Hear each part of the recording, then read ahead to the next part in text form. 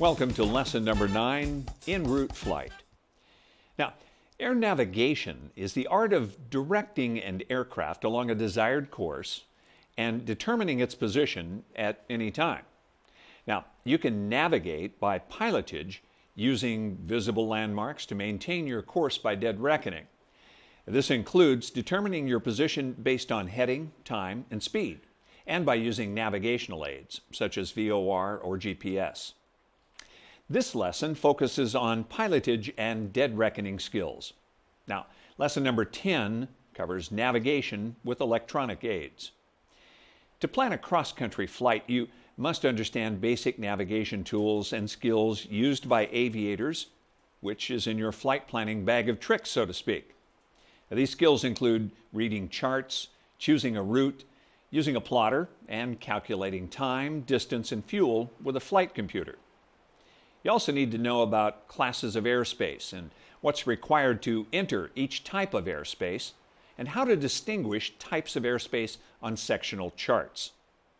After you finish planning a flight, you need to know how to execute that plan en route. This lesson is organized as follows: coordinate system, aviation time, topography, airspace, special use airspace, dead reckoning, turbulence, and power failure. Let's now join Josh Prusek in the classroom and get started. To understand navigation, you need to know how to read aeronautical charts. The chart most often used for VFR flying and navigation by pilotage is called a sectional chart.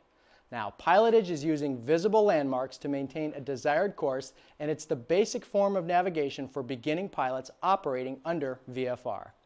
To understand the sectional chart, we'll begin with a discussion of latitude and longitude. Map makers use a grid of lines called latitude and longitude, illustrated here. The equator is an imaginary line equidistant between the north and south poles running around the entire Earth. The lines that run parallel to the equator are called lines of latitude. Now, they mark degrees of latitude north and south of the equator, and they range from 0 degrees north at the equator to 90 degrees north at the North Pole and 90 degrees south latitude at the South Pole. The lines of longitude or meridians run perpendicular to the equator and converge at the poles. The yellow line represents a meridian. Lines of longitude are designated from the prime meridian, or 0 degrees longitude, that runs through Greenwich, England, up to 180 degrees east and 180 degrees west. Here's how coordinates are marked on a sectional chart. Here is the 116-degree line of longitude labeled with a number. Each degree of longitude is divided into 60 minutes. Each minute is further divided into 60 seconds, and you'll find a tick mark halfway between each minute of longitude at 30 seconds. There's also a major tick mark at each 10 minutes and a minor tick mark at each 2 minutes. You have to look closely to see them. Lines of latitude are marked exactly the same way. In this example, you can see the 48-degree line of latitude. We know it's the 48-degree north line because we are north of the equator. Now, lines of latitude are divided just like lines of longitude. Below the 48-degree line of latitude is a line marking 47 degrees and 30 minutes. Now, just like longitude lines, each degree of latitude is divided into 60 minutes, and major lines mark every 30 seconds of latitude. There's also a major tick mark at each 10 minutes of latitude and a minor tick mark at every 2 minutes. Okay, let's take some time now for an FAA test question on latitude and longitude. We want you to find the approximate latitude and longitude of Shoshone County Airport. There are 3 possible answers, but in order to do that, we're going to have to use a chart to help you out. So we go to our chart, find Shoshone Airport. There it is. Zero in a little bit tighter. There we have it. Now, the closest longitude, 116 degrees there, west. And if we come around to the center up on Shoshone, we see it's 116 degrees 11 minutes west. Our closest latitude is 48 degrees north. If we center it up, we have 48 degrees 32 minutes north.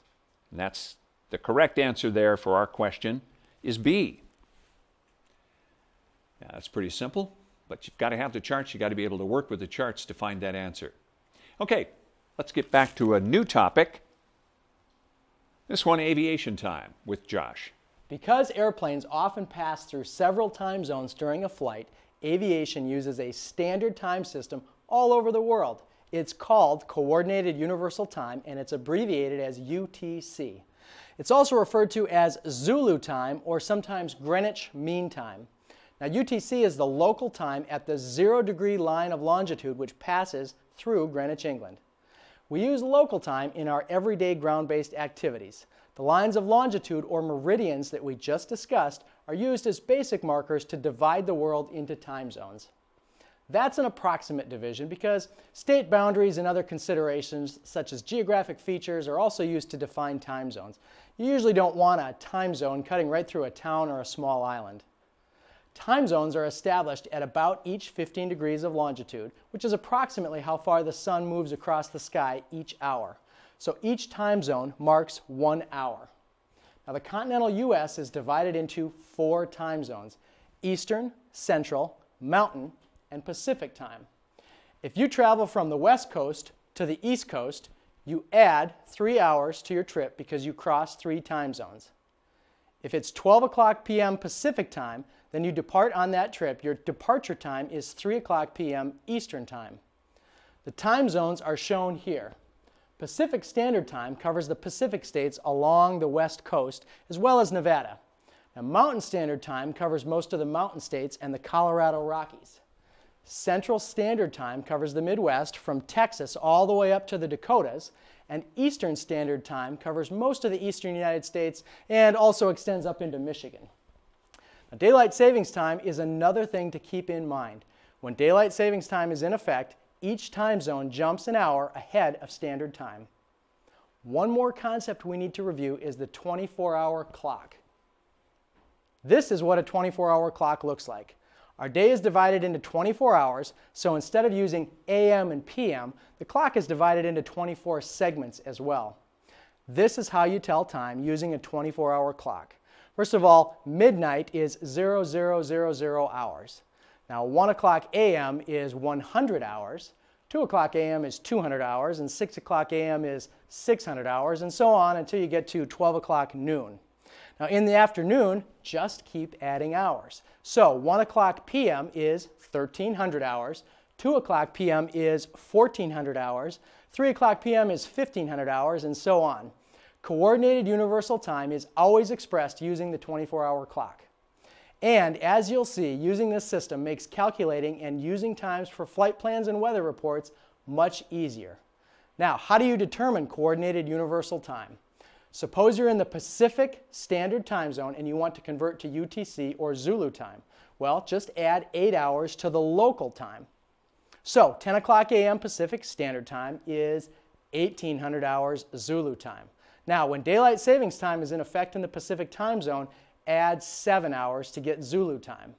Here's another example. If you're in the Mountain time zone during standard time, simply add 7 hours to get to UTC or Zulu time. Now, when daylight savings time is in effect, you add 6 hours.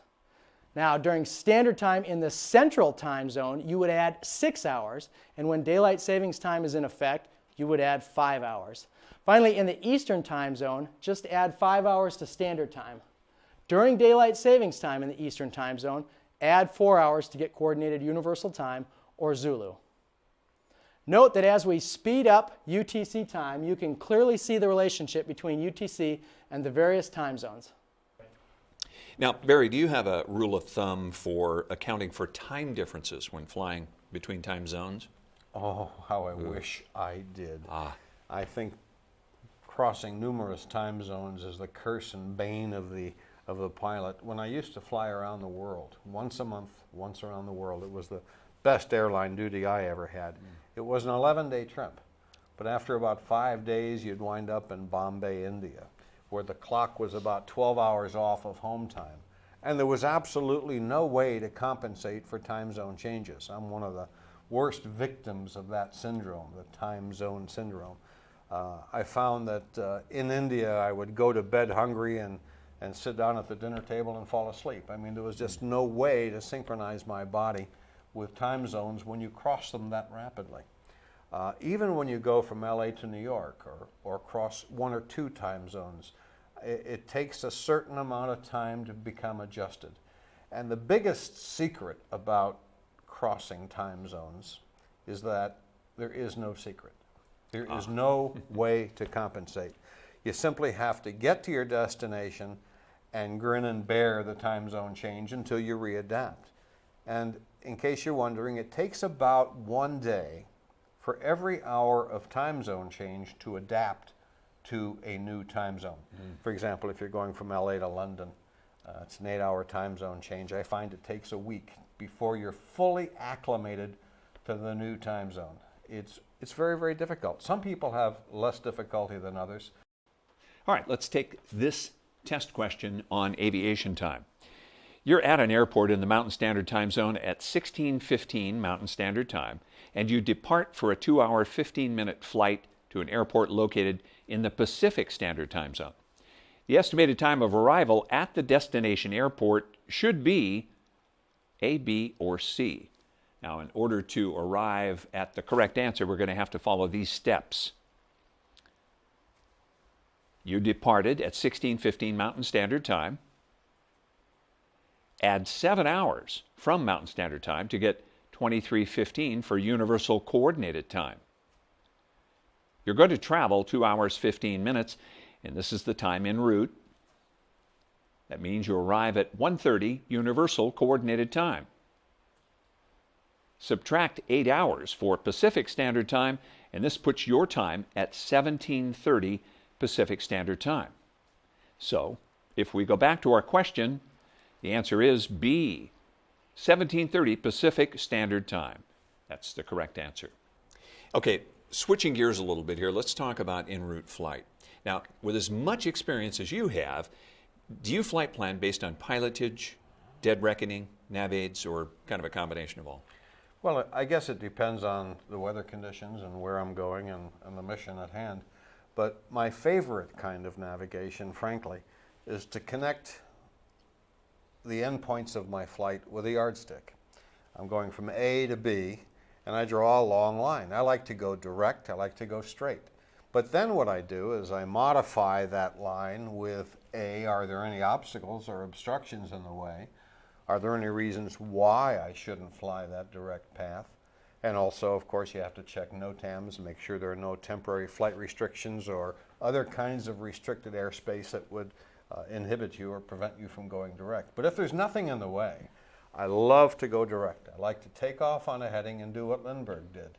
Shut everything off, fly a compass heading, and see how close I can get to my destination without turning on a single radio. I mean, I think anybody can fly from A to B these days using GPS, and dead reckoning navigation are becoming lost arts, which is why I love to continue to practice both. I think it's terribly important that pilots remain familiar with their navigational charts, sectional charts.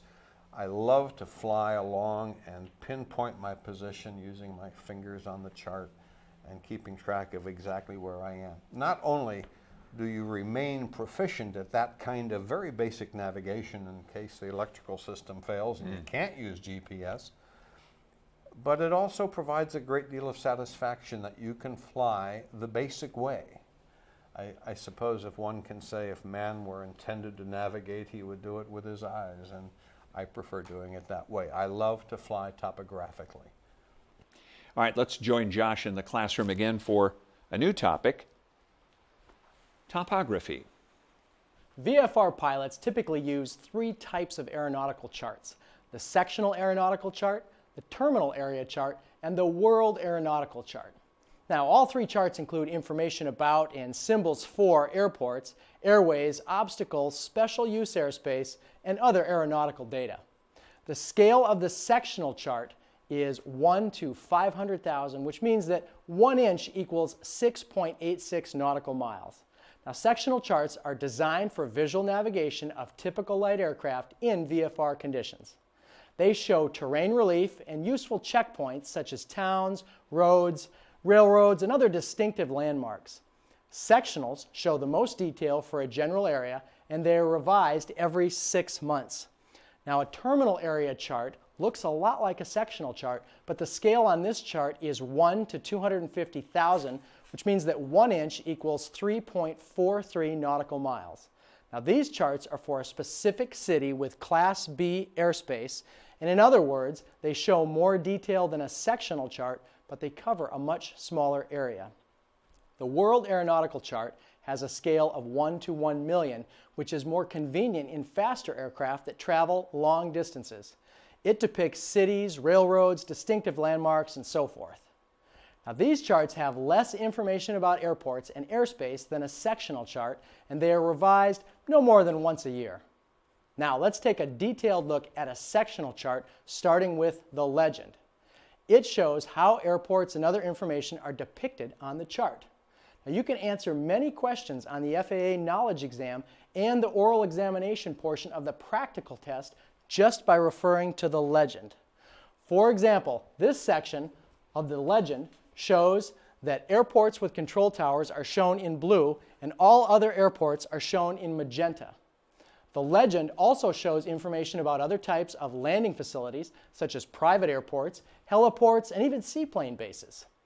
Here's a guide in the legend that explains the details associated with an airport control tower frequency, lighting, and so on and so forth.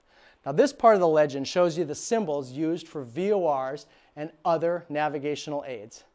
And here's a detailed breakdown of the details associated with radio navigation aids, like VORs and information about how to contact a flight service station. Other parts of the legend describe how airspace and obstructions are shown on the sectional chart. You can find descriptions of the symbols that alert you to unusual activities, such as glider flying and even skydiving here. And here's information about topographical features, like roads, lakes, buildings, and so on and so forth. Now, familiarize yourself with the legends on the chart. They provide to you during the FAA knowledge exam a wealth of information.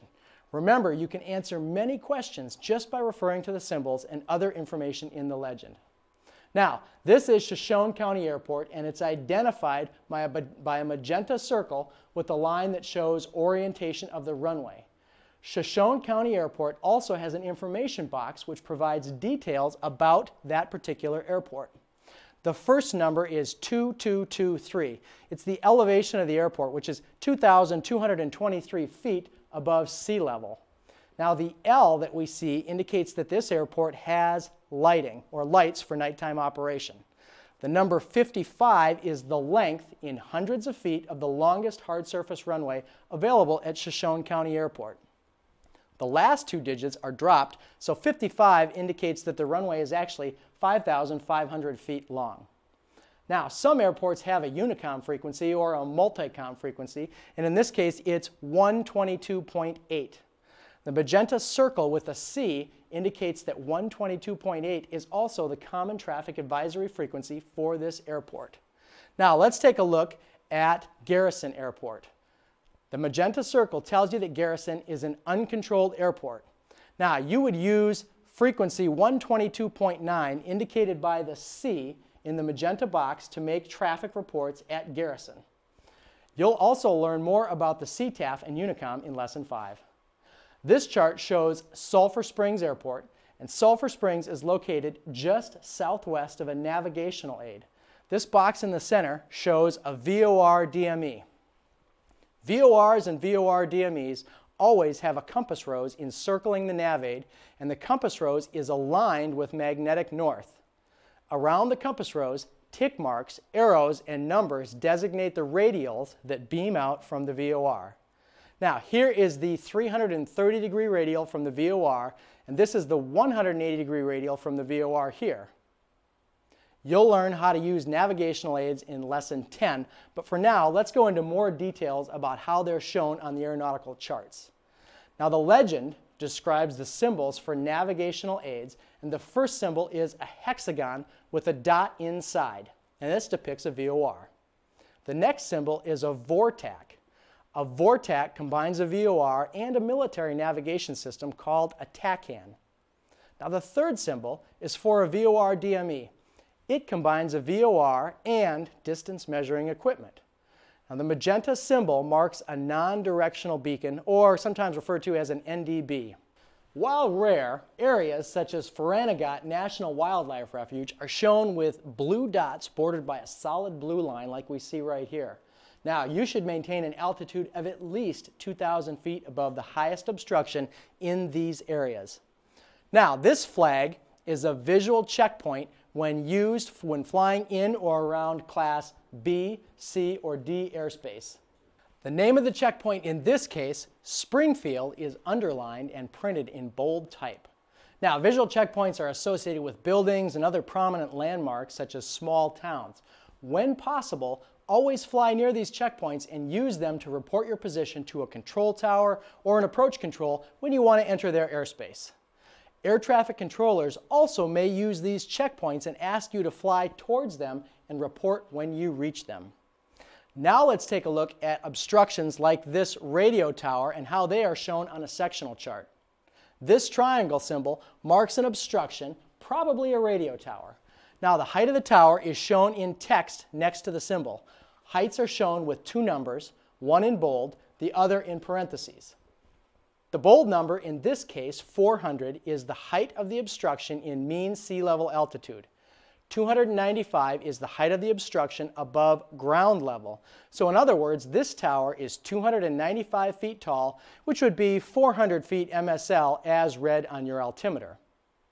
If you were flying anywhere near this tower, you would want to be well above 400 feet MSL. Now, here's another obstruction symbol. This larger symbol has lines radiating from the top. You can see it right here, and these lines show a lighted obstruction. This is obviously helpful information when you're flying at night.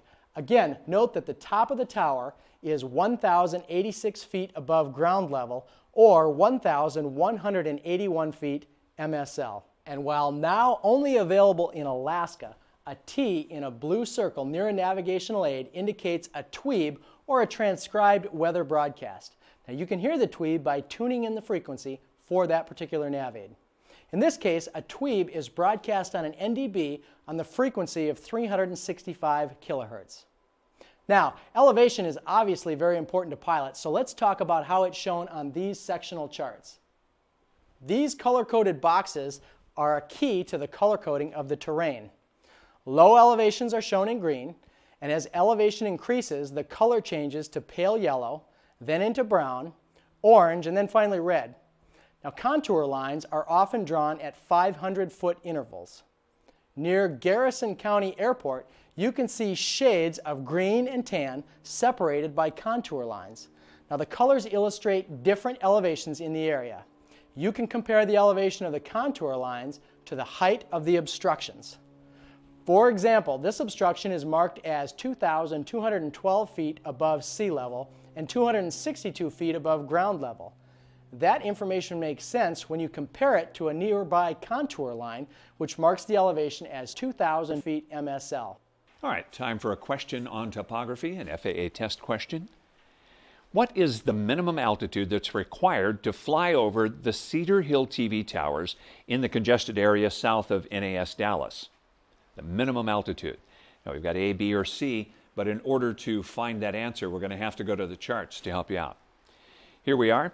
We've got the blow up of Cedar Hill TV tower, and we can see that the obstruction is 2449 MSL, or 1640 AGL. Now, if we go back to our question, the correct answer would be 3449 feet MSL. You get there by this explanation. The height of the tower is the 2449 MSL we saw on the chart.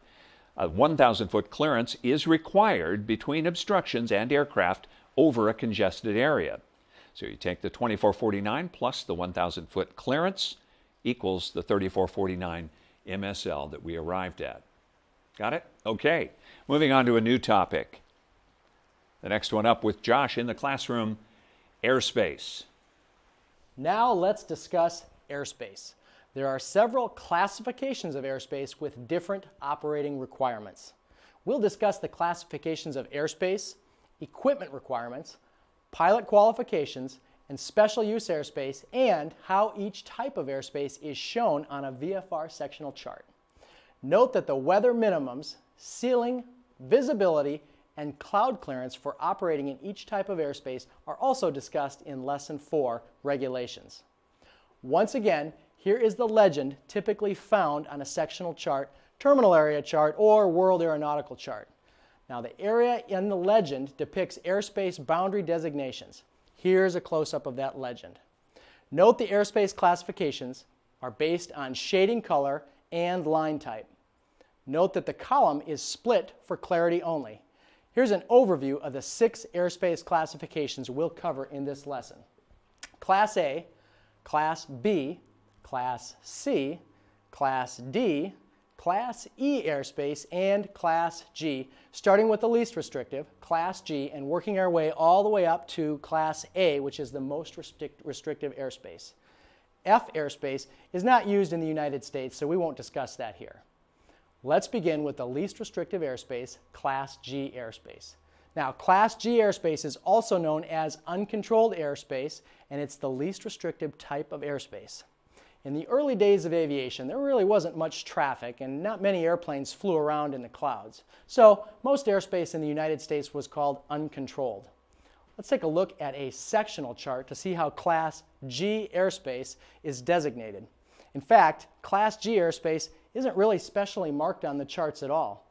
It's the airspace outside the boundaries of other airspace. It's uncontrolled airspace. For example, this is Oman Airport, and it's located in a sparsely populated area in the mountains as indicated by the brown and orange elevation contours. As you can see, it's also a private airstrip, but there are no lines or shaded areas around this airport, so it lies in Class G airspace. Now, you can think of Class G airspace as standing for government-free. Air traffic control may provide VFR traffic advisories in Class G airspace if controllers can see you on radar and they can communicate with you. But in Class G airspace, pilots are responsible for avoiding one another, and that's tough because the minimum weather required for day VFR flight in Class G airspace is just 1 mile visibility and maintaining clear of clouds when you're at 1,200 feet or less above the ground. Now, IFR flight is allowed in Class G airspace, but the pilot must be instrument rated and the aircraft must be IFR equipped. Now, to operate in Class G airspace, you must also have at least a student pilot certificate. ATC services are available for VFR traffic advisories on a workload permitting basis. Now, there are no special aircraft equipment requirements to fly in Class G airspace. By definition, you also do not need clearance from ATC to operate in Class G airspace. The next type of airspace is Class E controlled airspace, and it's controlled airspace as you can see right here. You can think of the E in Class E as meaning for everywhere else. There are more stringent weather minimums in Class E airspace, and because there's a good bet that except when some remote areas are near a city, if you're flying above 1,200 feet AGL, you're in Class E airspace. Class E airspace is used primarily to separate IFR and VFR aircraft on low-altitude Victor airways and around airports when the weather doesn't meet basic VFR minimums.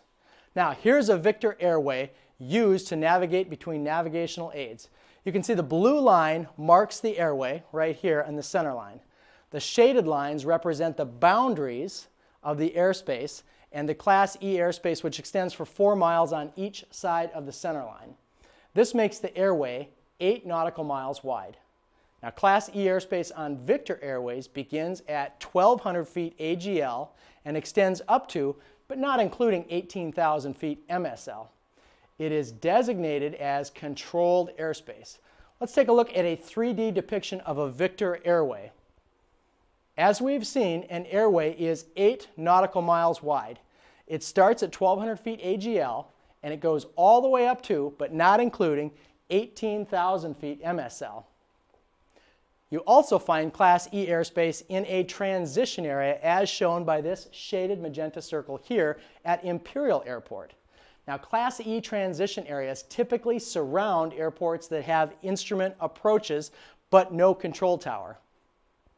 Class E transition areas protect IFR traffic as it approaches, and departs an airport. Now, the ceiling of Class E airspace normally extends up to 1,200 feet AGL. Class E transition areas begin at 700 feet AGL, and you must have basic VFR weather minimums to enter a Class E transition area.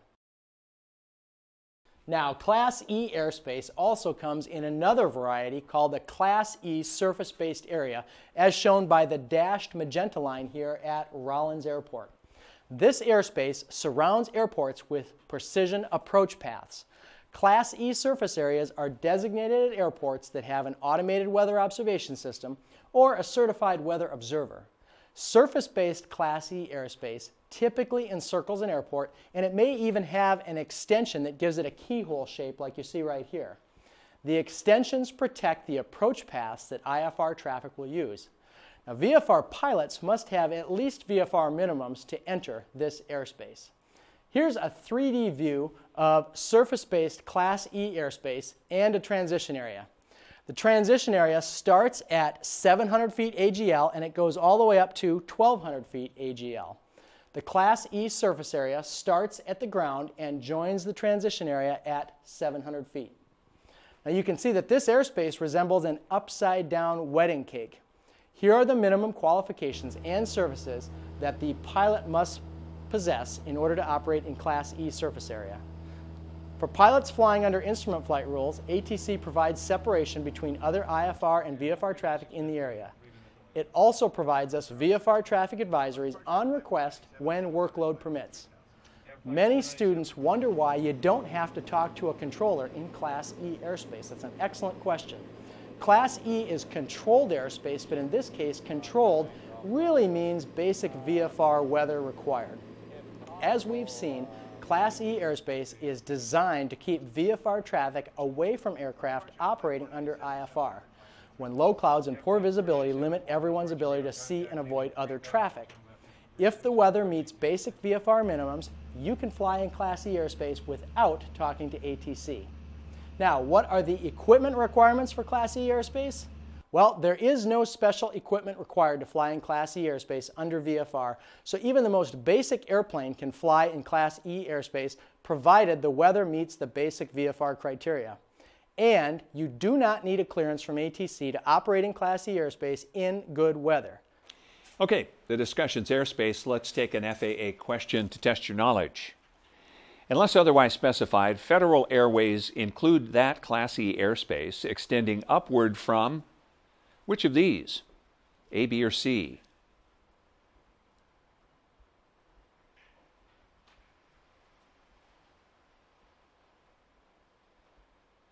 Now, from your lesson in the classroom, you'll be able to recognize this graphic. We're going to show you some of the dimensional information. 8 nautical miles wide, 1,200 feet AGL, and up to, but not including, 18,000 MSL. So if we go back to our question, the correct answer is B. Federal Airways are part of Class B, C, D, or E airspace. They are 8 miles wide, 4 miles either side of centerline. They are usually at 1,200 feet AGL and continue up, but not including 18,000 feet MSL. So B, your correct answer. All right, let's join Josh back in the classroom for further discussion.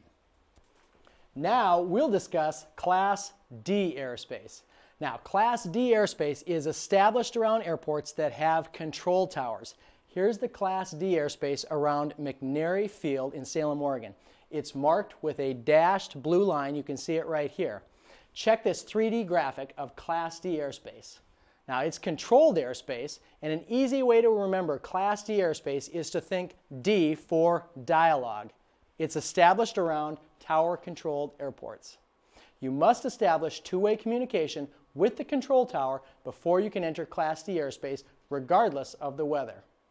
Now, Class D airspace is usually a cylinder that begins at ground level at an airport and extends to approximately 2,500 feet AGL. Now, the top of each Class D airspace area is shown on the sectional chart. You'll see it right here. And it's indicated by a 2-digit number in a blue box. Here you can see that the ceiling of Class D airspace at McNary Field is 2,700 feet MSL. Ceilings and floors of airspace are listed in hundreds of feet with the last two digits removed, so this 27 means the ceiling is actually 2,700 feet MSL. The field elevation at McNary is 200 feet above sea level, so adding that to the 2,500 feet AGL for standard Class D airspace gives the top at 2,700 feet MSL.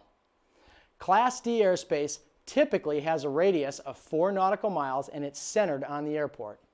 Some Class D airspace includes extensions and cutouts, so make sure that you note the dashed blue lines on your chart. Here's a 3D picture that shows Class D airspace embedded within Class E airspace. Many control towers don't stay open 24 hours a day. Welcome back to the studio. Let's take another FAA test question on airspace. This one, a blue segmented circle on a sectional chart depicts which class of airspace? A, B, or C here. The letters A, B, or C. Of course, you recognize this from what you just saw in the classroom. And that segmented circle is recognizable as Class D airspace. Correct answer, C. We can see that the Class D airspace is shown with that blue segmented circle right around the edge. Okay, now let's go to Josh back in the classroom for some additional discussion of airspace. So if a control tower is closed and weather reports are not available, the Class D airspace around the airport usually reverts to surface-based Class E airspace marked with a dashed magenta line. Now, if the tower is closed and no weather information is available, the Class D airspace then becomes Class G airspace.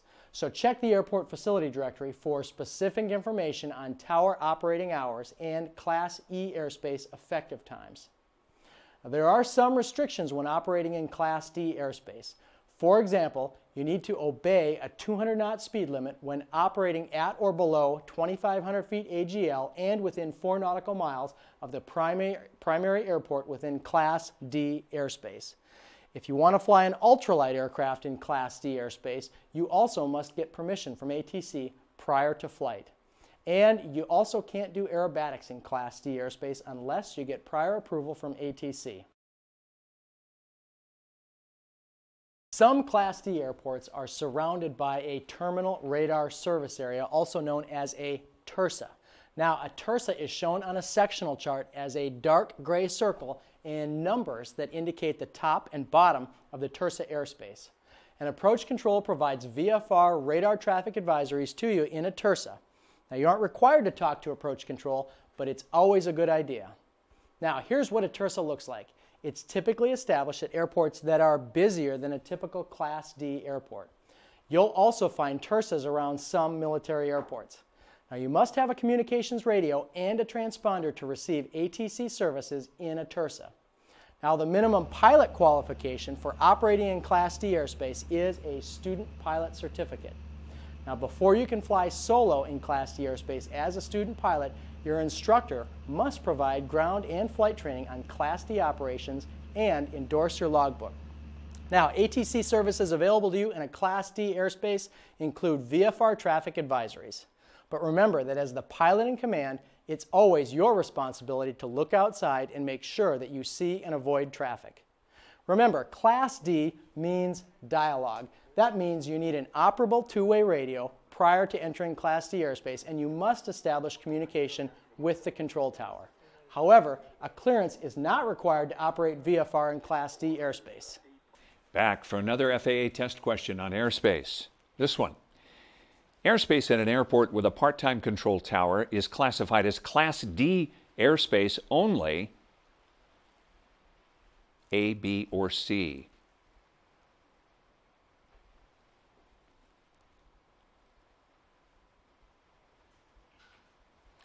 Now, from your classroom discussions, you recall these graphics.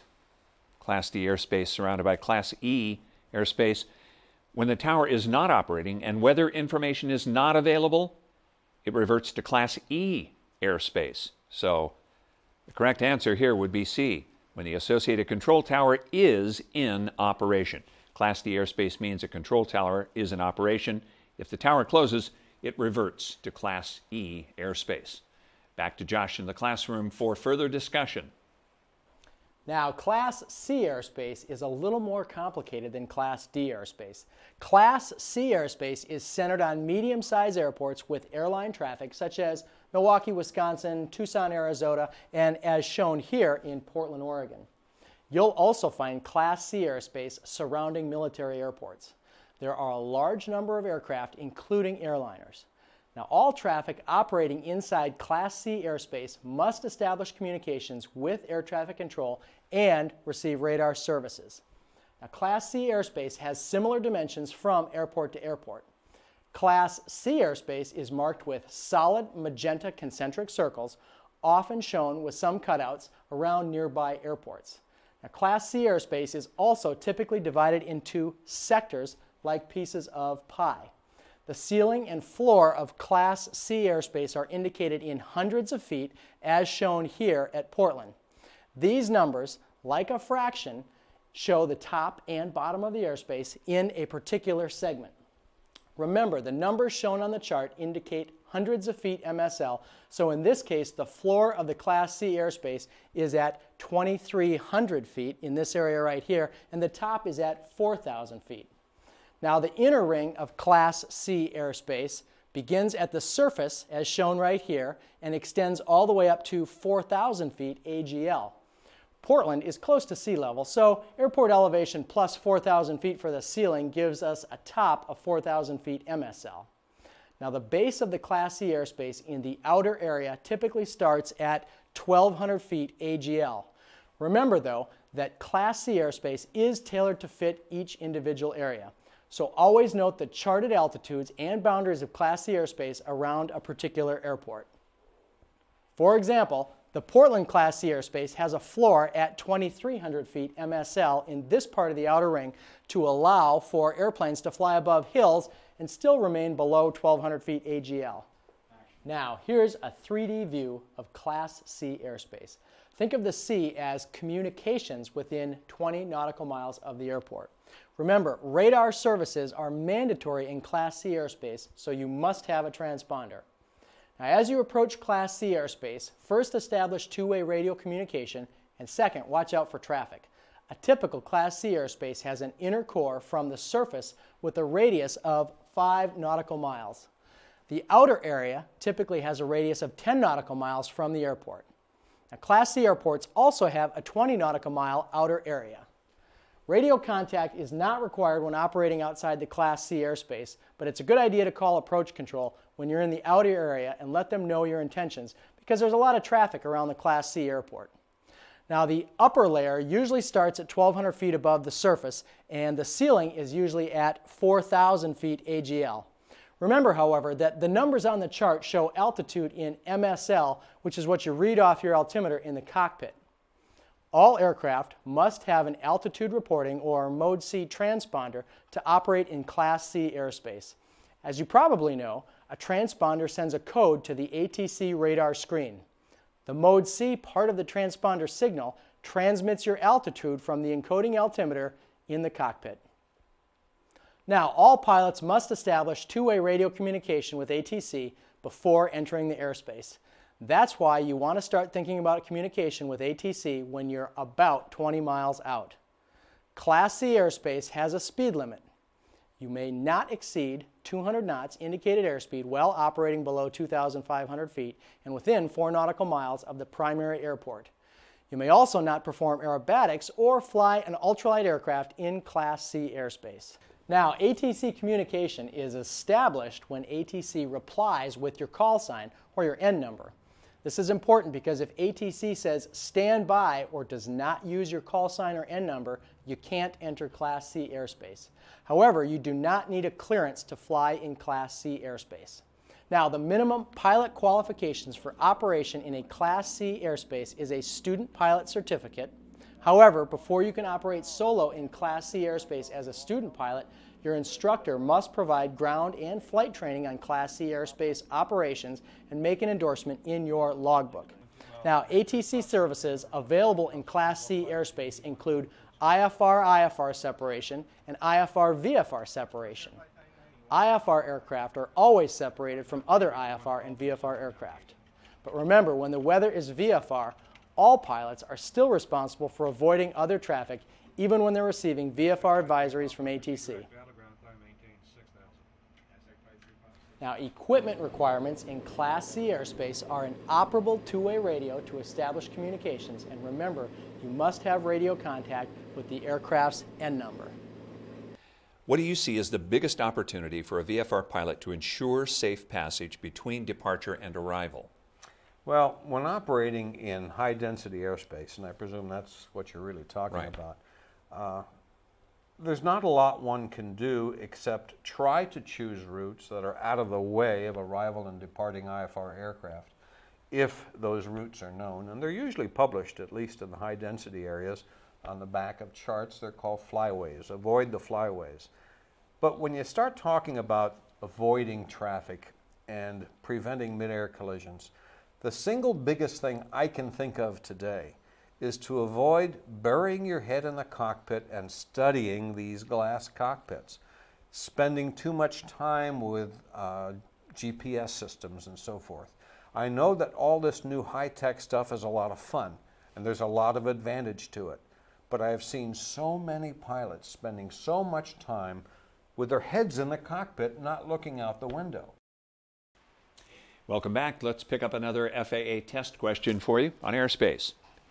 This one, the maximum indicated airspeed at which aircraft may be flown when at or below 2,500 feet AGL and within 4 nautical miles of the primary airport of a Class C airspace is which of these? Now, from your discussions in the classroom, we'll show you some graphics. This looks pretty familiar here, I'm sure. Speed restricted to 200 knots below 2,500 feet and within 4 nautical miles of the primary airport. So, for Class C airspace, what's the correct answer? It's A. You'll see that the speed was restricted to 200 knots below 2,500 feet and within 4 nautical miles. Okay, let's take another question. What is the normal radius of the outer area of Class C airspace? Is it A, B, or C? Now, this is the outer area. We'll have to take a look at some graphics here to help you with this answer. We've got the surface, we have the core, the radius, and the outer area radius. And from this, we can determine that C is the correct answer, 20 nautical miles for the outer area radius. Okay, we have yet one more FAA question in this section. This one is, what is the minimum radio equipment required for operation within Class C airspace? The minimum radio equipment required. Have a look.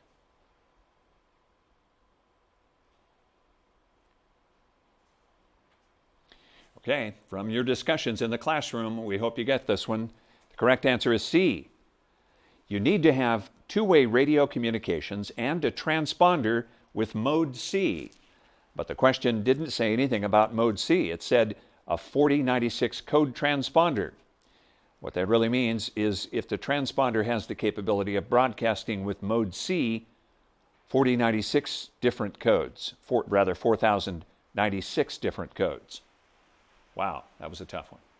Hope you got it.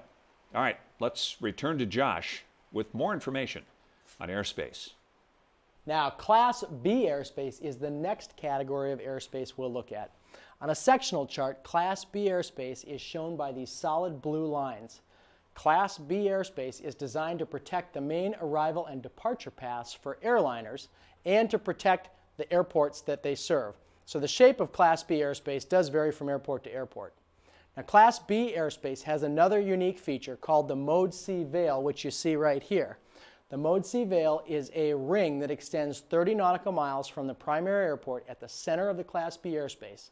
The Mode C veil is marked by a solid magenta line and labels.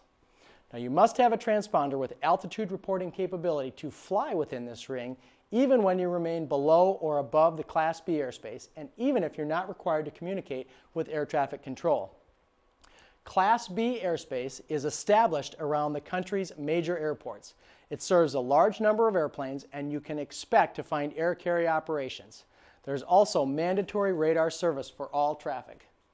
It generally serves more than one airport as well. Again, here is a typical Class B airspace around Seattle. The Seattle-Tacoma International Airport lies in the center. Now, by definition, Class B airspace surrounds big cities, and it's hard to see all the detail you need on a sectional chart. So the FAA publishes terminal area charts for all Class B airspace. Now, here's a 3D view of a typical Class B airspace. It has layers like an upside-down wedding cake. The primary airport in Class B airspace is located in the center at the bottom of the ring. You can see that right down here. The airspace starts at the surface and then often tops out at 10,000 feet MSL. But remember that each Class B area is unique, and many Class B areas have ceilings below or above 10,000 feet MSL. So check the chart for each Class B area that you fly in to make sure you know the upper limit for that airspace. The radius of the top layer of the Class B airspace is typically around 20 nautical miles. Now, each layer below has a smaller radius. Remember, you need a specific clearance to fly anywhere inside the stacks of Class B airspace. Note the magenta circle, as we've already pointed out, marks the 30 nautical mile radius of the Mode C veil. You must have an operating Mode C transponder to fly in this area, even if you remain outside of the Class B airspace. Now, because of the high volume of traffic around Class B airspace, ATC always needs to see you and know your altitude. Let's look at those ceilings and floors of Class B airspace in a little more detail. Now, each layer is marked on the chart with blue numbers, like you can see right here. They look like fractions.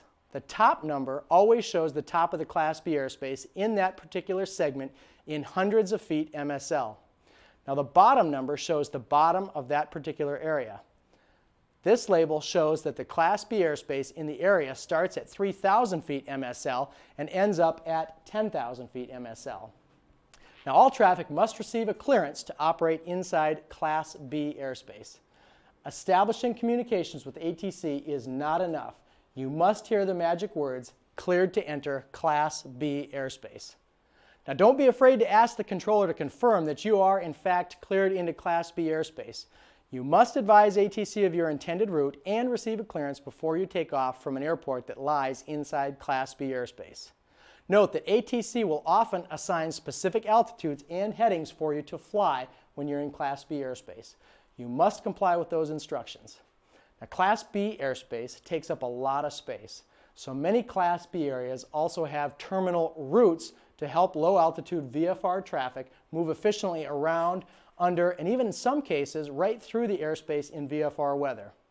One type of Class B transition route is called a VFR flyway. Now, VFR flyways are depicted on the back of terminal area charts, and as shown here by the white lines, VFR flyways are paths that take you under and around Class B airspace. Now, you don't need a clearance to fly along a VFR flyway because you're outside the Class B airspace. Although communication with ATC isn't required when you're following a VFR flyway, it's always a good idea. You must also have an operating transponder with an altitude reporting capability because you are inside the 30 nautical mile Mode C veil. Now, many VFR flyways also have preferred altitudes based on the direction that you're flying or your proximity to the airport that you're operating near. You should use these altitudes whenever weather and terrain allow. Now, another type of VFR route associated with Class B airspace is a VFR corridor. Now, a VFR corridor is like a tunnel that goes right through the center of Class B airspace. It allows pilots to transition Class B airspace without receiving a clearance and to enter the Class B airspace provided that the weather is at least VFR. Now, you must have an appropriate Class B chart to fly in a VFR corridor, and you must comply with all charted altitude, speed, and other restrictions while in that VFR corridor. VFR corridors have specific lateral and vertical limits, and you must make sure that you stay within those boundaries and use the appropriate ground checkpoints when you're operating in the VFR corridor. Some VFR corridors also include specific radio frequencies for contacting ATC or making position reports. Now, what are the Class B airspace restrictions? First of all, you must have a private pilot certificate or a student pilot certificate with a proper instructor endorsement to fly in Class B airspace. Your instructor will provide the logbook endorsement after you've received training on how to operate within a specific Class B area and at a specific airport in that Class B airspace. However, some of the busiest primary airports in Class B airspace are simply off limits to all student pilots. Now, ATC separates all aircraft in Class B airspace. Here are the equipment requirements. First of all, you must have a radio to communicate with ATC and a transponder with altitude reporting capability to fly in Class B airspace. And you cannot enter Class B airspace until you receive a specific clearance from ATC. Welcome back to the studio once again. Let's take a couple of FAA test questions. This one having to do with radio equipment as well. What minimum radio equipment is required for VFR operation within Class B airspace? Remember now, this is Class B. Is it A, B, or C? One correct answer.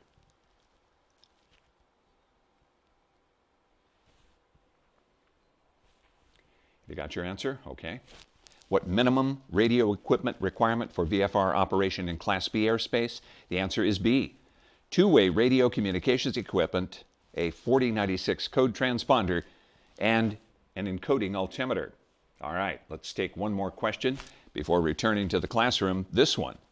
What is the minimum pilot certification requirement for operation with Class B airspace? Minimum pilot certification requirement for Class B airspace. A, B, or C? Have your answer? Okay, let's reveal it. The minimum requirement is B, a private pilot certificate or a student pilot certificate with appropriate logbook endorsements. All right, let's get back into the classroom with Josh as he continues on airspace. Now, operations in Class A airspace are conducted under IFR, and a clearance is required. Therefore, no VFR flight is allowed. So, therefore, there's no VFR minimums. Now, some exceptions are made for high-altitude record flights and gliders, but those are really special cases. Now, as you can see, Class A airspace lies above the other controlled airspace that we've talked about in this lesson. So the airspace is not even shown on a sectional chart. Class A airspace begins at 18,000 feet MSL and extends up to and including flight level 600 or 60,000 feet MSL. Now you can think of Class A airspace as above because it's all high altitude airspace. Now it's also the only airspace not shown on the sectional chart. Now if your airplane climbs higher than 60,000 feet, you would actually re-enter Class E airspace. Now here are the pilot qualifications. First of all, the minimum pilot qualification to operate in Class A airspace is a private pilot certificate with an instrument rating. Now ATC separates all aircraft operating in Class A airspace. And here are the equipment and clearance requirements for an aircraft operating in Class A airspace. An aircraft must be equipped for IFR flight and must have two-way radios and an operating transponder with Mode C capability to fly in Class A airspace. And you must also have an IFR clearance to enter Class A airspace. Now let's review the various airspace categories that we discussed in this table shown here. First of all, we have Class A, B, C, D, E, and G airspace. Remember, Class F isn't used in the United States. Now, only IFR operations are permitted in Class A airspace, and both VFR and IFR operations are allowed in all other types of airspace. Now, only Class A and Class B airspace require a clearance to enter. You must establish communication with ATC to enter Class C and D airspace, and Class E has no ATC requirements when the weather is VFR. No contact with clearance is required when operating in Class G airspace. Now let's look at the pilot qualifications necessary for operating in the various types of airspace. In Class A airspace, you must have a private pilot certificate with an instrument rating. Only a student pilot certificate and sometimes an instructor's endorsement is required to fly in the other types of airspace that we discussed. Finally, two-way radio communications are required for Class A, B, C, and D airspace. Class E airspace requires communications with a clearance only when the weather does not meet basic VFR minimums. Now, in Class A and Class B airspace, ATC does separate all aircraft. In Class C, D, and E airspace, ATC separates IFR traffic and provides special VFR clearances, and no separation services is provided in Class G airspace. Now, ATC does provide traffic advisories in Class D airspace and Class E and G airspace on a workload permitting basis. Now, Class A airspace is not shown on sectional charts because it's above 18,000 feet, and you can see that here. However, Class B airspace is shown by solid blue lines, and Class C is marked by solid magenta lines. Class D airspace is indicated by segmented blue lines, and Class E airspace is marked by shaded magenta areas. And remember, Class G airspace isn't specifically marked on VFR charts. Okay, let's take this time for another FAA test question. Here it is. In which type of airspace are VFR flights prohibited? Which of these three is correct? Let's review. You've seen this graphic before.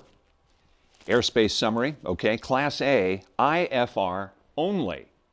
So if we go back to our question, in which type of airspace are VFR flights prohibited?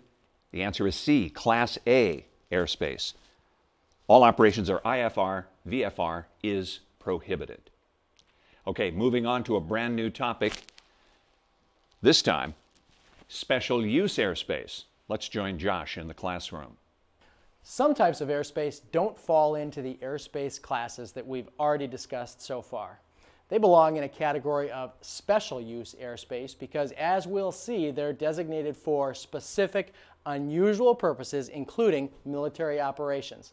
We'll cover prohibited areas, restricted areas, warning areas, military operations areas, military training routes, and parachute jump areas.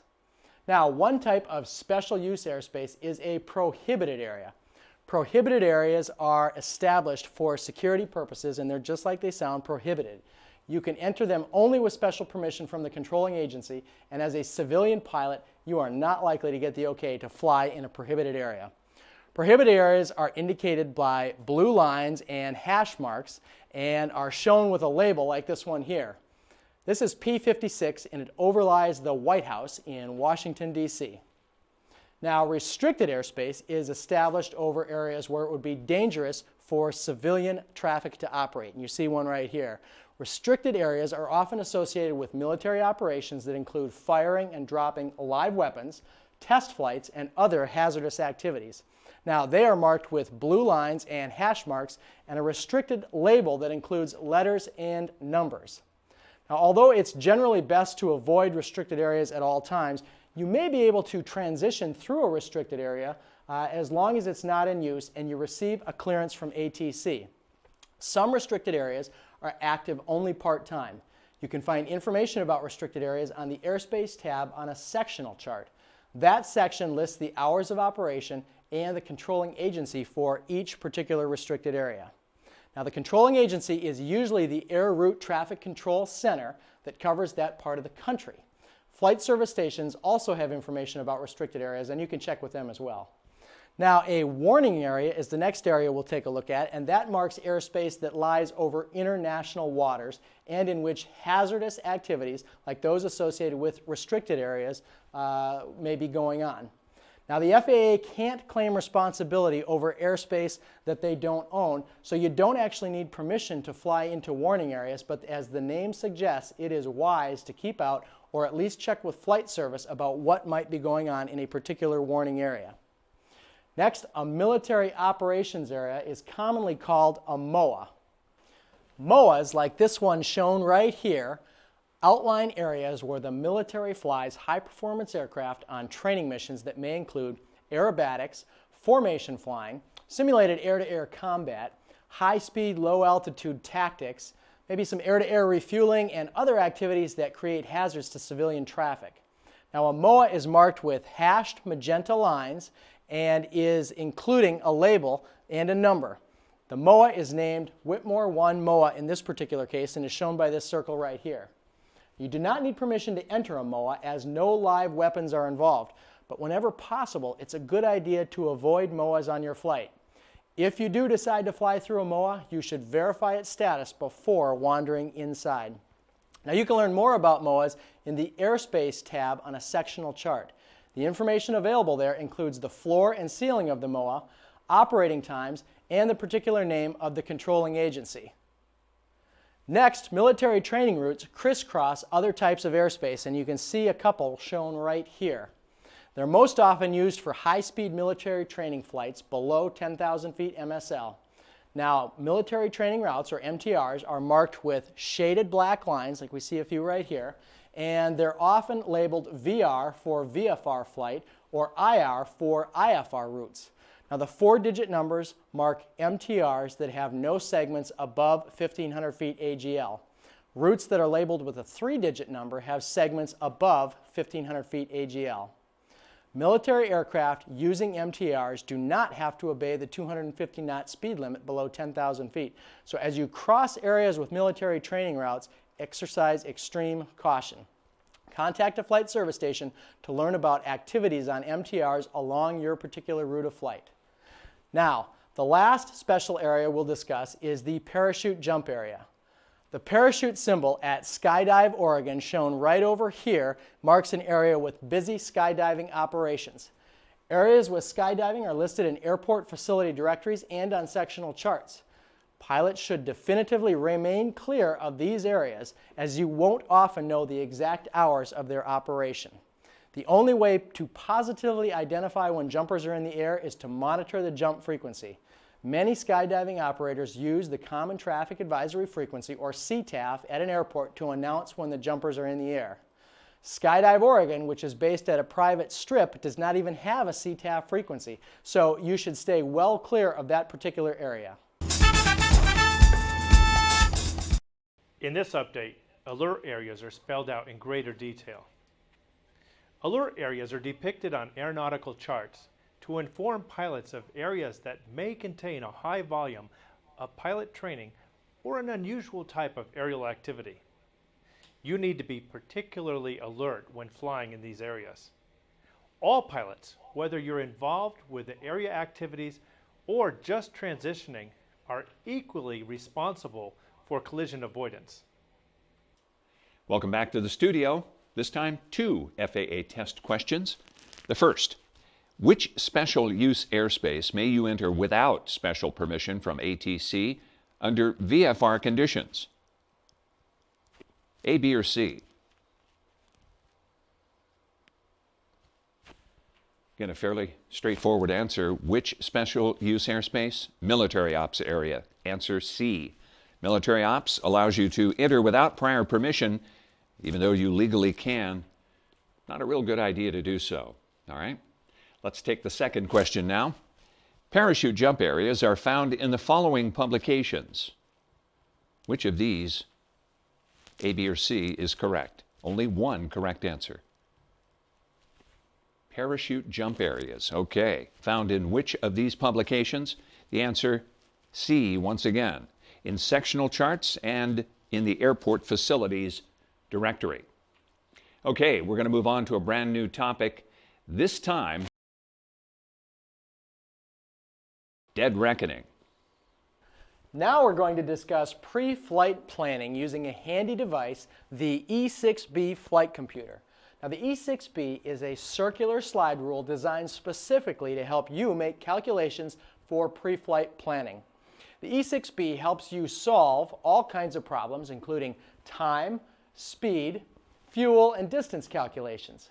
It can also help you solve problems associated with aircraft performance, such as calculating density altitude and converting temperatures from Celsius to Fahrenheit, and vice versa. The E6B flight computer and the plotter are your primary tools in planning a flight. Now, the E6B aids in computations needed for pre-flight planning. Now, these have been around for years, and they're also available in electronic format. When you use the E6B during flight to compute speed, wind, and estimate times, you are navigating by dead reckoning. Now, the FAA wants you to become familiar with this flight computer for a very simple reason. It doesn't need batteries, and it can be used anytime during a flight. So don't worry about memorizing all the directions for using this handy device. Guides for solving the most common problems are actually printed right on the E6B. Now, the E6B has two sides. The slide rule side has a rotating scale, and you use this to solve problems that involve time, speed, distance, and fuel. Now, you can also use the windows on this side to solve problems that involve altitude and temperature. Now, we'll discuss the other side used for calculating courses and solving wind problems a little bit later. Now, you can solve most problems that involve time, speed, distance, and fuel by starting with the big marker called the rate arrow on this side of the E6B, and you can see that highlighted right here. The index, which is a big black arrow, marks speed, gallons per hour, distances, and other values depending on the type of problem that you want to solve. Now, the numbers on the inner and outer rings that you see right here can represent any order of magnitude. For example, 6 could represent 6 or 60 or even 600. Now, let's suppose you want to know how far you're going to travel during a specific amount of time. You have two pieces of information, your ground speed and the time. Using the E6B, here's how to work that computation. First of all, rotate the inner ring until the index is directly under the 12. Now, in this case, the 12 represents our airspeed, which is 120 knots. Now, suppose we fly for 1 hour and 10 minutes or 70 minutes. While holding the index on our speed, look along the inner scale to the point marked 70 or 1 hour and 10 minutes that you see right here. Directly above that mark, read 14 on the outer ring, and in this case, 14 equals 140 nautical miles.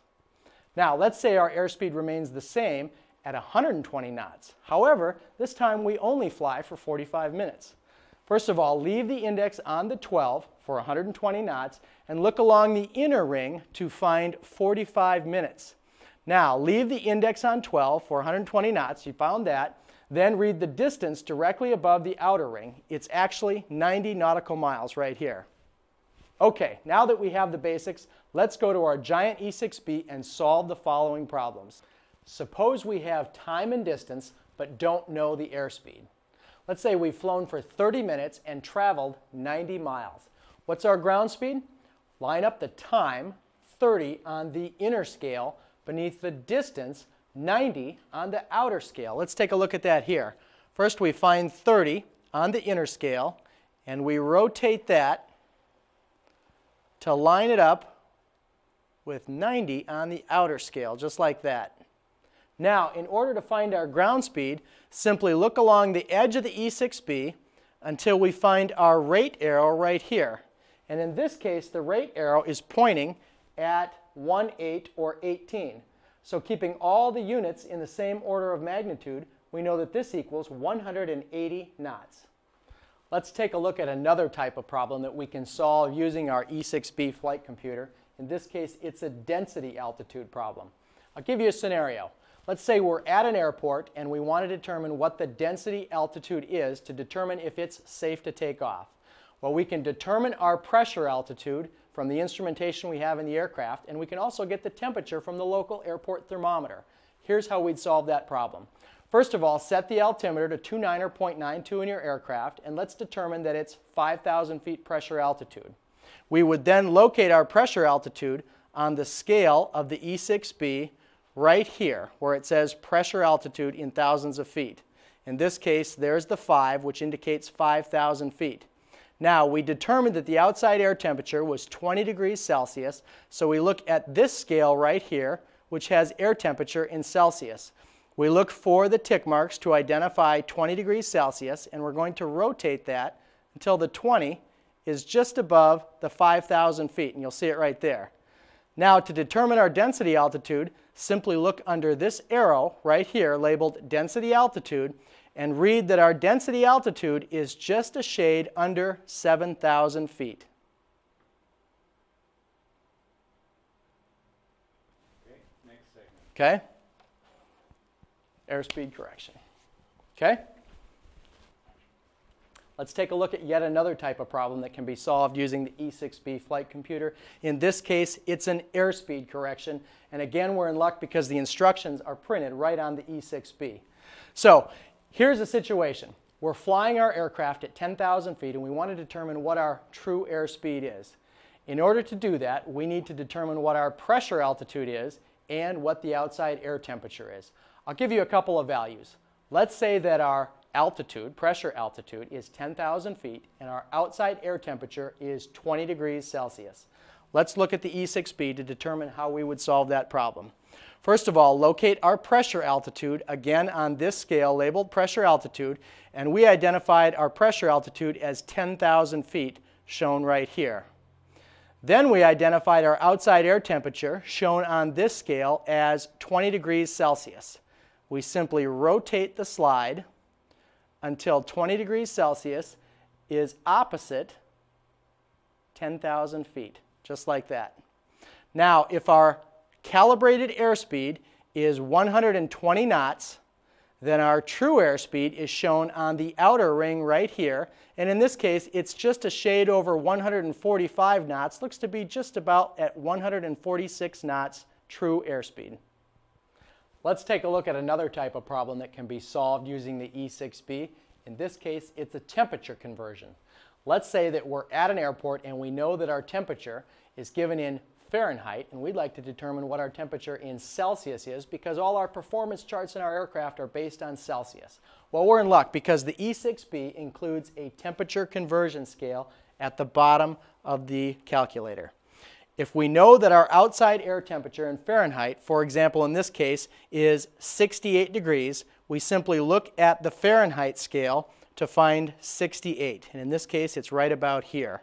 Now, in order to determine our temperature in Celsius, simply look on the top side of the scale and read our temperature in Celsius, in this case, as 20 degrees Celsius. Now, the opposite side of the flight computer is used to figure wind drift and ground speed on your flight from point A to point B. Like the other side of the E6B flight computer, we're in luck because in this case the directions are right at the top of the E6B. Now,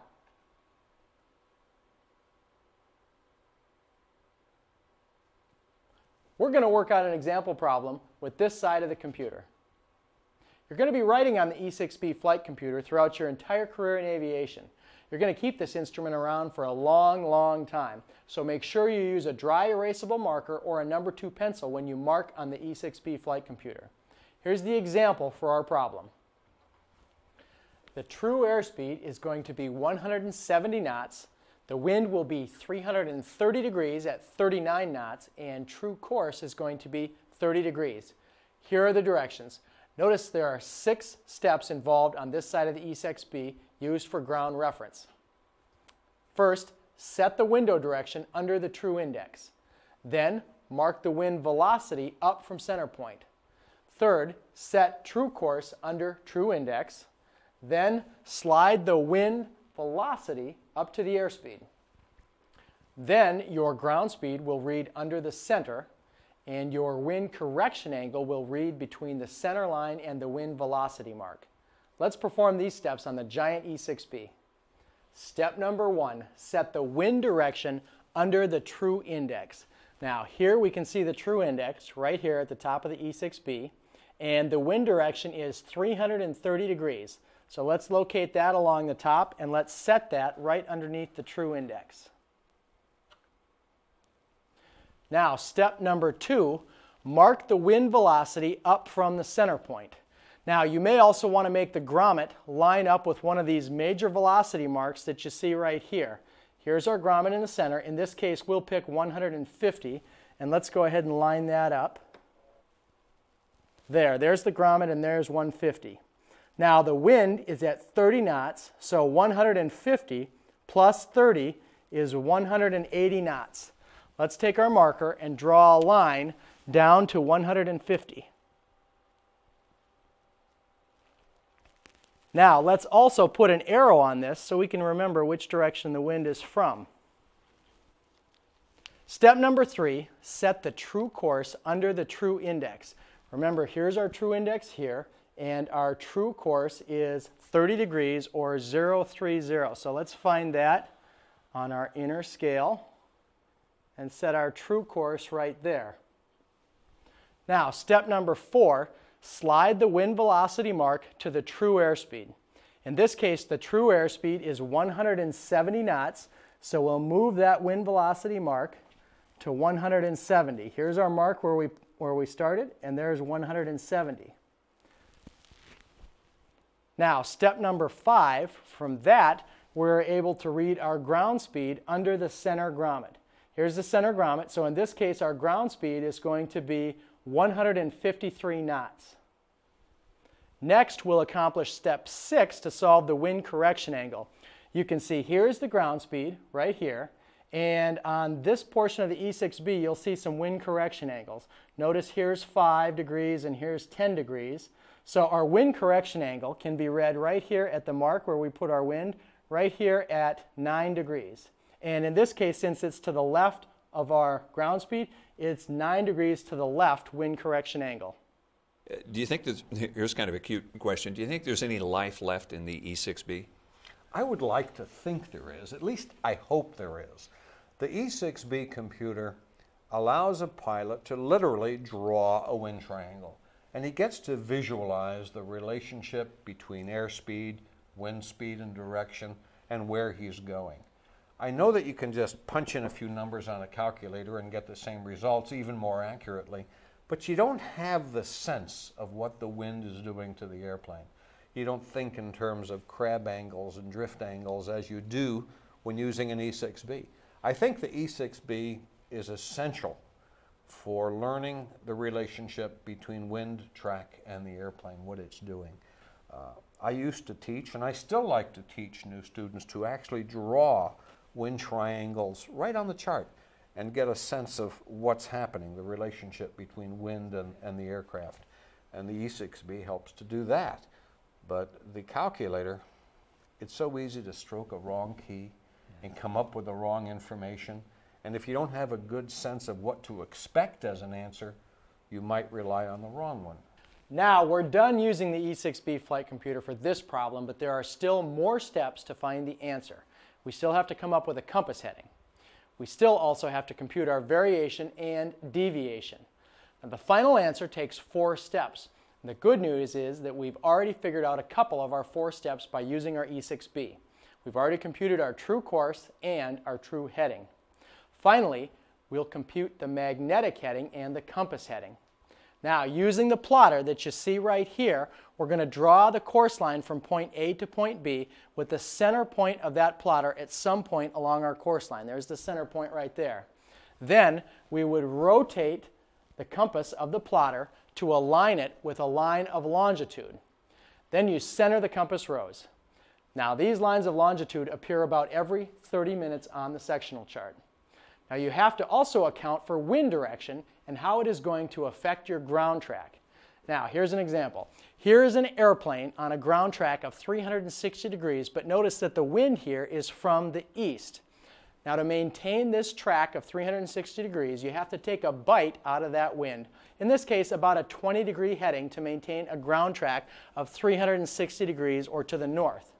Now, this emphasizes how you have to adjust your wind on your compass heading. Here's how we get to the compass heading.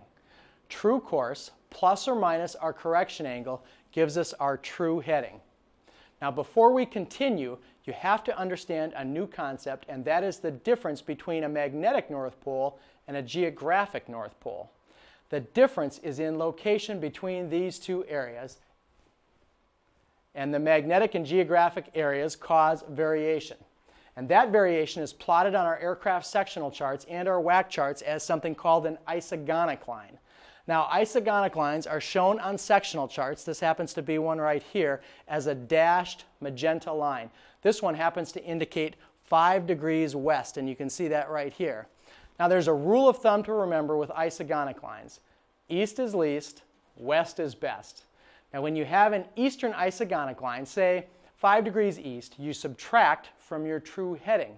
When you have a western isogonic line, you say west is best. So 5 degrees west, you would add that to your true heading. Now, next up is the compass or magnetic deviation. Within an airplane, you have all sorts of things that cause problems, such as an engine and magnetos and electrical instruments and magnetized metal parts that will affect your compass. Because of these magnetic influences, the compass needle can deflect from its normal reading. This deflection is known as deviation. Now, a pilot or mechanic should determine how much deviation occurs with the headings of the airplane because of this magnetic field. This technique is called swinging the compass. Now, there should be a compass card in the cockpit of the airplane you are flying, and this gives you the corrections you need to use for north, south, east, and westerly headings. Remember that deviation varies from airplane to airplane because each airplane is going to have its own magnetic field depending on how many instruments are in and out of the aircraft at one particular time. Now, let's review the plotter. The plotter has two sides. One side is scaled in nautical miles. The other side is scaled in statute miles. For this example, we'll use nautical miles. Notice that there are two separate scales. The outer scale is for sectional charts, and the inner scale is for WAC charts, or what are called World Aeronautical Charts. Don't begin your measurements out here at the end of the plotter. Start them along this 0-point reference line. This little arrow is going to indicate your true course line. Welcome back. Let's take time for another FAA test question. Determine the compass heading for a flight from Claxton Evans County Airport, Area B, to Hampton-Varnville Airport, Area C. Which of these three is correct? Let's give you what the FAA will give you for this question. The wind is from 290 degrees at 18 knots. The true airspeed is 85 knots. And of course, areas B and C are shown in your FAA test supplement booklet. Let's join Josh back in the classroom as he solves this problem for us. Now, let's begin to work the problem together. Using the plotter, draw that course line. Here is Claxton Evans County Airport right down here, and here is Hampton-Varnville Airport, and you see that right up here. And there is the course right there. So the total distance is 57 nautical miles, and we read that off the scale on our plotter. Next, we'll plot the course. Center the plotter and mark the true course. Now, this portion of our plotter rotates right here. So you'll line it up at 0, and this gives you the true course of 45 degrees, and you can see that right there. Now let's use our E6B computer. Remember, from our previous example, place the wind of 290 degrees under the true index. Then move the scale and place the grommet over the major division. Now place the major division under the grommet. Then you will count up from the grommet to the wind mark. In this case, you can see that right there. And it's going to be 18 knots. Now, here's the grommet from the major division, up 18 knots, then mark it. Then draw the arrow down towards the grommet, and you'll see that right here. Now, rotate the compass card to continue to the true course of 45 degrees. Then move the scale down to the true airspeed of 185 knots. Here's the ground speed up. Notice there's a tailwind. In this case, it's a 12-degree left wind correction angle. It's time to commute the magnetic variation. Here are the isogonic lines, and in this instance, it indicates a 5-degree west isogonic line. Remember, west is best, east is least. In this case, with a west heading on west isogonic lines, we'd add that to our true heading. So in this case, we add 5 degrees. Finally, to get our compass heading, we're going to use this formula that's found at the top of the E6B. We had our course. We determined our true course was 45 degrees. Then we have to account for our left wind correction angle. In this case, it was minus 12 degrees. So 45 minus 12 gives us a true heading of 33 degrees. That's important. Then we add our west variation, and we know we add it. In this case, it was plus 5 that we found on the isogonic line, and we add it because, remember, west is best. So 33 plus 5 gives us a magnetic heading of 38 degrees. We're almost done, but not quite. We have to add our compass deviation. In this case, it's minus 3 degrees. Now, the compass deviation will always be given to you in the figure or the problem because it does vary from aircraft to aircraft. So 38 degrees magnetic heading minus the compass deviation equals a compass heading of 35 degrees. Our thanks to Josh for solving that problem for us. A lot of hard work went into that. Now let's take a look at the question again to give you the answer. Determine the compass heading for a flight from Claxton Evans, Area B, to Hampton-Varnville, Area C. Of course, the final product of all the calculations, 035 degrees is the compass heading. Okay, we're going to have a new topic coming up right now. This one, turbulence. Now, how does turbulence avoidance factor into flight planning, the flight planning process? Big time. Really? Big time. People like to think that, oh, he's an experienced pilot, he doesn't mind turbulence. I don't like turbulence. I don't like it any more than the newcomer to flying. I think turbulence is uncomfortable. It's a pain in the you-know-what, literally and figuratively. I like a nice, smooth flight. So it figures prominently into my flight planning. And I always try to anticipate the kind of turbulence I'm going to get on a given trip. Whether it's generated by the wind, we call that orographic turbulence, or whether it's going to be generated from below, convective turbulence, and try to plan a route as best I can to avoid that kind of turbulence if possible, or to minimize it. I don't like turbulence, and the passengers that I like to take with me don't like turbulence either. I don't know anyone who enjoys it, and it's a misconception to think that because someone's experienced, they don't mind it. Well, let me tell you, they do. I don't like it. Now let's talk about a flight in turbulence. First of all, you don't plan to fly in turbulence, and in fact, during your pre-flight preparations, you use weather briefings to help you select a route that avoids a bumpy flight. But if you encounter turbulence, you need to know what to do. First, establish a level attitude. Try to keep the airplane upright, but don't fight to maintain altitude. That could impose undue stress on the aircraft. Now, you should slow the aircraft down to maneuvering speed or slower to help prevent additional stress on the aircraft. Now, do you actually prepare for having a power failure in flight? Absolutely. Do you? Absolutely. It's more than preparation, it's anticipation. In flying a single engine airplane, I always anticipate, always believe that that engine's going to quit. You know, when you think about it, you take a piston engine and it's got all of these moving parts inside. They're thrashing around. There's high pressure explosions and compression taking place, and all these little things are going crazy in there as compared to a jet, which is very simple by comparison, that you almost have to say to yourself, these engines really can't take that kind of abuse. Well, we know they can. They're very, very reliable. But I like to think that, well, once in a while it's going to fail me. And I've had 3 engine failures in piston-powered airplanes. And fortunately, I was able to land safely in each of those 3 cases. I like to fly where I know I can make a safe landing in the event of an engine failure. It's something that we learn as student pilots and we tend to forget about as we become more experienced. But believe me, it pays handsome dividends to anticipate an engine failure and always fly where you have the greatest chances of being able to put the airplane down. For example, going from LA to Vegas. You can go direct through Cajon Pass to Las Vegas. You fly over a lot of desert. But you know, if you fly about 10 or 15 miles off to the right, you're flying over a major highway, which most of the time is empty. I mean, isn't that a great place to land an airplane?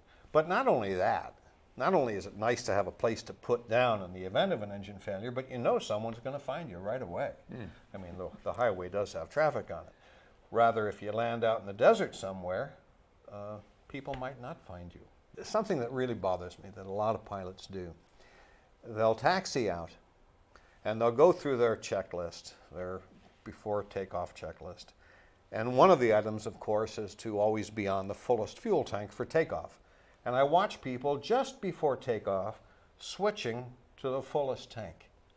And you know, that's not a good time to do it because you don't know the integrity of the fuel flow from that tank to the engine. And if you take off right away, you haven't had a chance to verify that you do have fuel flow from that tank to the engine. So what I always tell people to do, and I strongly recommend that they do it, is when they first get into the airplane, before they start the engine, is to think, which tank do I want to use for takeoff? Switch to that tank before starting the engine. And then you can start the engine, taxi out using fuel from the selected tank, verify the integrity of the fuel system, verify that the fuel is good, it's not water, make your run up, and by that time you know everything is operating normally. Take off on that tank with some assurance.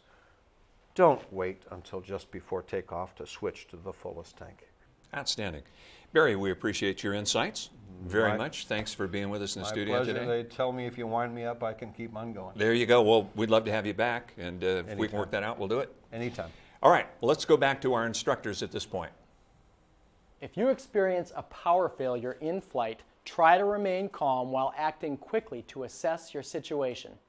If you're at a typical cruising altitude, you do have time to troubleshoot the problem. Your first responsibility, as always, is to fly the airplane.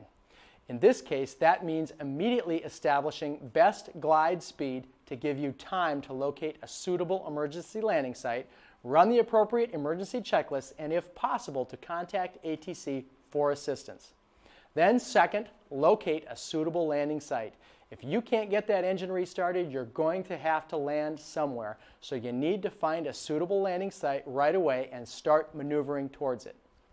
Next, troubleshoot the problem using the available emergency checklists. You want to try and restart that engine, and using a checklist will help you to do things in an organized fashion. Finally, you want to communicate. Let somebody know that you've just lost your engine and that you are in trouble. If you can, tune the emergency frequency to 121.5, use the last frequency you were transmitting on, or perhaps a nearby Unicom frequency to let anyone know that you're having trouble and where you are. Handling an in-flight power failure means you follow this priority list: aviate, navigate, and communicate. Well, that finishes this lesson. I'm Josh Pruzik, and it has been my pleasure to be your instructor for this lesson on Enroute flight. Okay, now for our final FAA test question for this lesson. The question: in the event of a power failure, immediately after takeoff, you should do which of these, A, B, or C?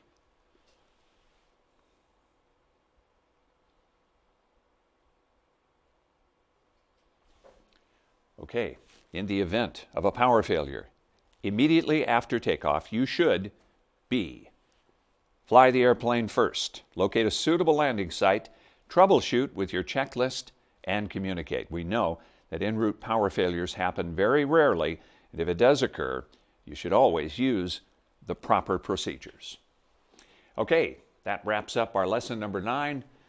When you're ready, please tackle lesson 10, navigation.